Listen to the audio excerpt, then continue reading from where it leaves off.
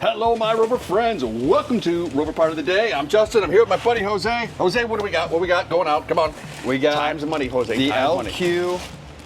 Do you know the part number? No, I don't know the part Neither number. do I. I know it's got a lot of zeros. That's why. So this is, I know what it is. It's the D2 Retrofit kit. So you get this ignition module right here, and it's very important, you get keys. Do you know about the keys, Jose? I do know about the keys. Show him how the keys work. He's an expert at the keys. Hot damn, you get 2 keys, because you're going to lose one. But most important is these screws right here. What's the first thing people do? Take screws, throw them out, right?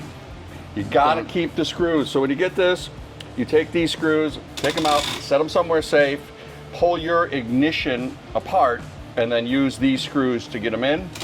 The reason this isn't identical to the one you have, this is a real, you won't know this, but I do not.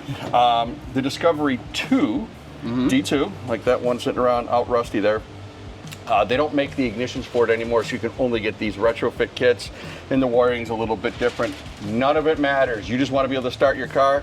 This is your part. Don't lose the screws.